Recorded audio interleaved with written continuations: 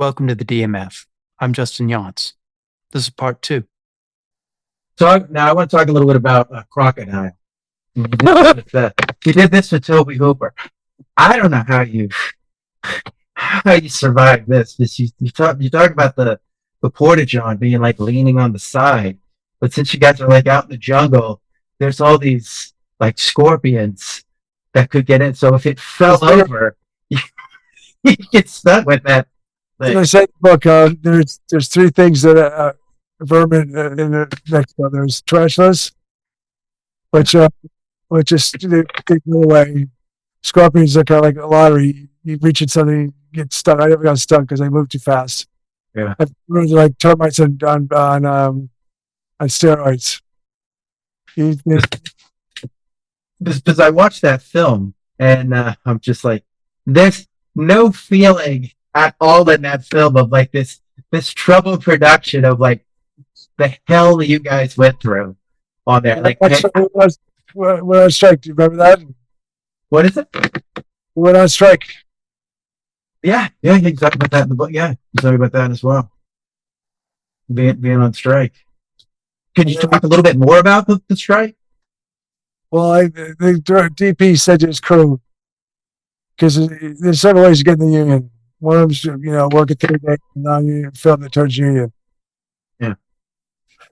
So the crew said, the director of photography said to his crew, don't strike. They struck. So I'd be there, 5 people trying to get this film going. We shut down after the union threatened the DP's wife with violence. And you talk about that in the book also, the DGA, when you were trying to get into there, and like, the dues and everything. What made you want to get into that? Well, it's kind of funny because I had cancer, I have Parkinson's. They took care of me. Thank God, it's a great union. Yeah. The union is Scorsese. Yeah. Are you signed? Are you in? I'm eligible. I can join at any time. I've got the dues. I just haven't, because I'm still in Charlotte. At times. Also, you'll join, just be nowhere. So wait till you get a job offer, then join. That's what I thought. That's what I've always been taught. They said, don't join the union until you absolutely have to, because it's not like what you had to do to get into the DGA. When I look at that, it's like, oh wow. Actually, I was eligible on Kimberly. I did. They gave me a role. Yeah. I was second eligible too. Is that something you wanted to join or not? You can speak to this. I mean, let's say, they say to me, they hire me, they bring me in and see my resume. Say, Tommy, you don't look like an AD. I mean, acting is tough. I mean, you have to look the part. No matter how good you are. Yeah. So I can never be an actor. I couldn't put up with it. I don't have the patience to go through all this stuff. Right. God bless actors. A lot of work. One thing you talk about also is the 11-hour days, the 12-hour days, and how that kind of conflicts. Why are they different? Spelled out. What are you talking about? 11. I've never barely did 11-hour day. No. You talk about how the actors, you got 11-hour days, you got the 12-hour days, you got actors who want to get out, but they're not going to sacrifice their turnaround. Their turnaround, exactly. Can you talk a little bit about like why is that? Why aren't they just the same? Why isn't it just 12 hours and 12 hours? Well, they try to do that on Chicago PD. It's 14 hours taillights, meaning from first taillight to last taillight. So they're kind of putting they're straining a lot more time because people getting hurt. There are people getting hurt. Yeah. But so that's kind of what it is. You talk about how you didn't mention any actors specifically. You said like there's some actors that just won't sacrifice anything for the for the people to go to go home early. Well, here's the thing: is my Substack. Yeah. I started to dish more dirt because this book was good to write. It's tough getting it out there. sick and tired of just. I don't always get nice people like you to interview me. I know. I read those transcripts. I listened to them. I mean, it's tough, put up with. I might do a lot of stories in Substack. Yeah.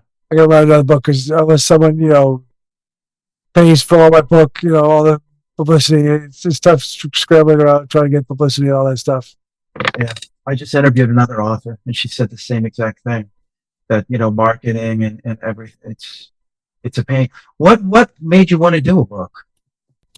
You know me by now, Justin. I just see something, I go after it. He was like, I'll do that.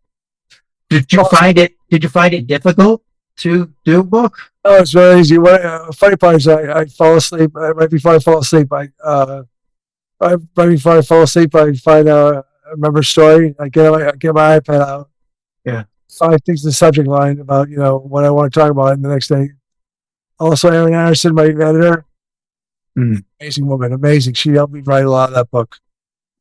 So she helped you a lot. Was she somebody that So did the idea for writing a book come strictly from you, or did somebody come to you to write a book, or was it just? I just do things, Justin. I go, I'll write a book. I'll drive home after surgery. There was no you were reading a book and was like, oh, I think I could do this. No, I never say that. Wow. All right, that's amazing. You just go right into it. You were also on CSI Miami. What was that like? It was horrible. David Caruso is a scum. Do you want to dish on him a little bit? Why is he a bad guy? It's all about himself. I mean, he just doesn't care about the crew or anybody. He's just. I can't. I want to give drop down on a friend who told me this, but Caruso, one of the years, it's like your ratings are going down. We need to cut your money a little bit, or we have to shut down the show. He said, "Shut down the show." That's lame. So he sues me. I get great publicity. Yeah. Wow. So he just looked at it, just like I don't. So he'd rather shut down the show than sacrifice any pay. That's. Welcome to Hollywood, Justin. I know. It's true. It's sad. It's just sad because it affects everybody else. If it just affected him, I would be like, okay, fine. But it doesn't.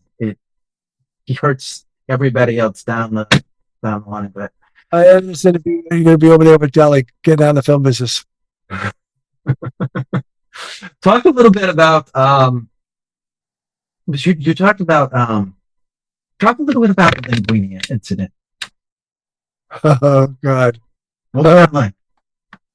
I got my car stolen twice. I got a car stolen set. How does that happen? Well, that's why this union's a great way to tag back on unions. But unions, all the unions make you wear secure parking. We were parking on the street, and my car got stolen. Brand new car got stolen. Yeah. I remember you talking about that. You left, and then you came back, and it was gone. Did you? I forget. Did you say in the book? Did you ever find it back, or you found it and it was like? There's days. I would say I think I say in the book that after I fired the job, I was going through I was targeting insurance. I got cheap insurance. It's my fault. I got a brand new car, and they wanted to give me half the money value back. Brand new car.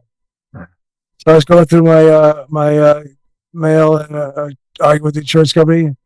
Yeah. I got a letter from the impound lot, LAPD impound lot, saying we have your car for last month. We didn't tell you for a month. Wow. So you just are kind of I don't want this and worth it. Yeah. I kind of. I went down there. The car was not blocked, and I think people were using the car.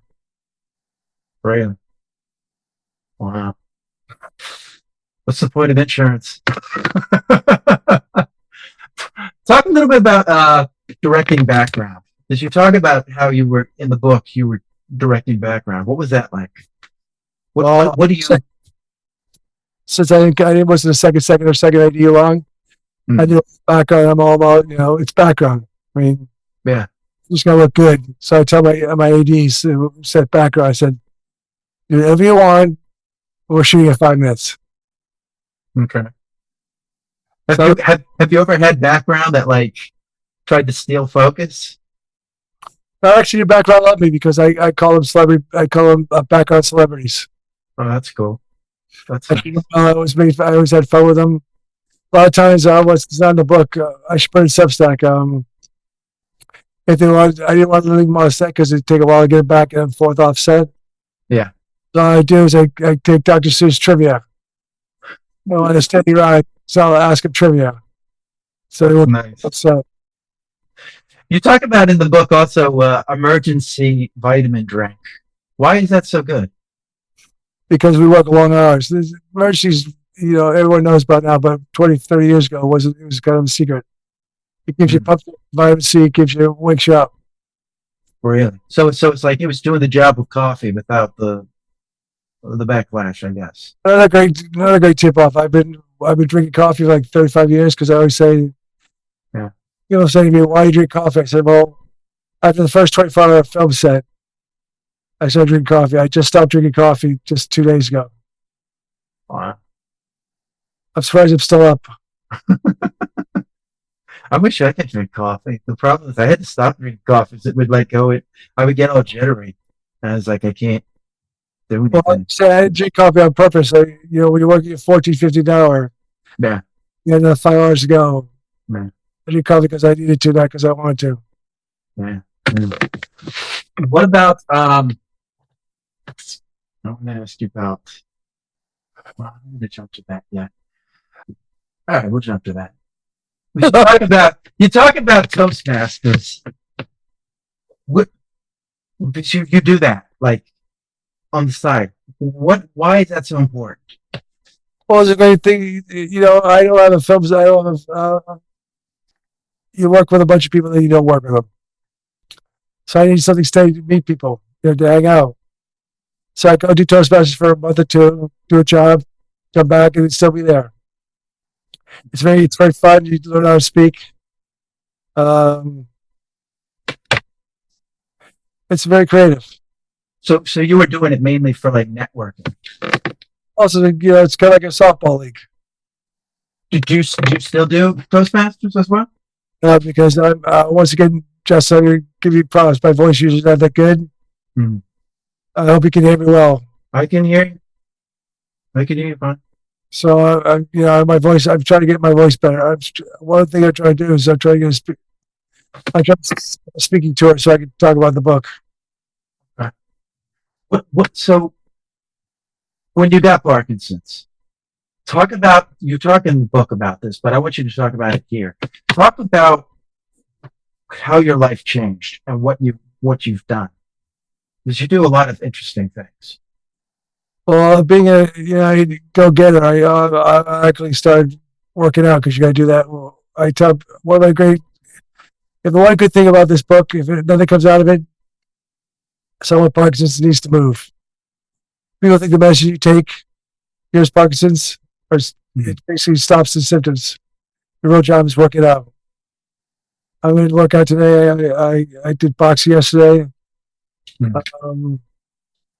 It just you got to keep moving. You got to keep moving. One of my favorite stories when I was I had a second opinion for Parkinson's. Yeah. And this 100-pound woman, 5 feet tall. And the only reason why I bring up her height and weight because when I told her I want to get a second opinion. Yeah. This is your second opinion. You have Parkinson's because she wanted me to sit home and just give up. People give up with Parkinson's. Just give up. Don't give up, folks. Don't give up. Keep going. My book inspires people not to give up.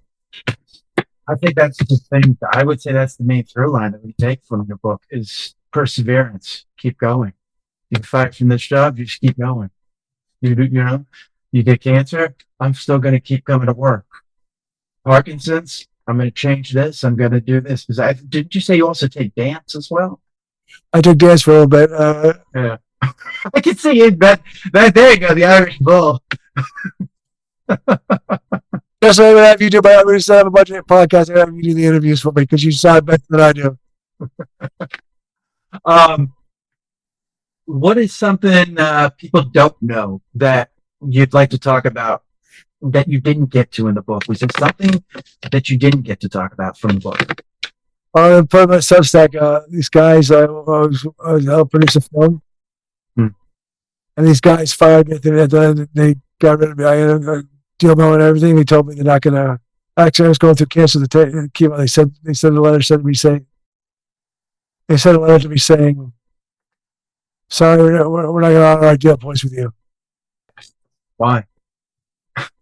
because they just were jerks." Was there, and it's just nothing you can do about that? I mean, that's, I had a lawyer. I talked to a lawyer. He says, "Well, you could make an injunction on the film, but yeah, it's just way to do that. So why bother?" exactly. That's the problem. There's nothing there. I would ask you, I just remembered, Phantoms. What was that like? It was great.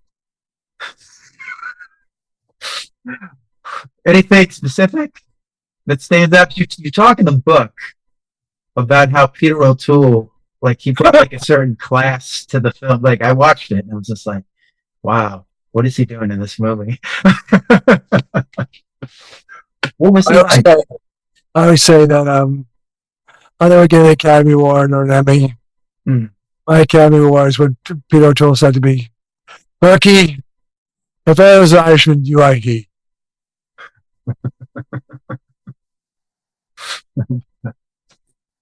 You're talking about also, there's a scene, I don't know where it was, but you said that like Ben Affleck, I guess, didn't show up like prepared, and Peter O'Toole like kind of pulled it out of him. Is that true?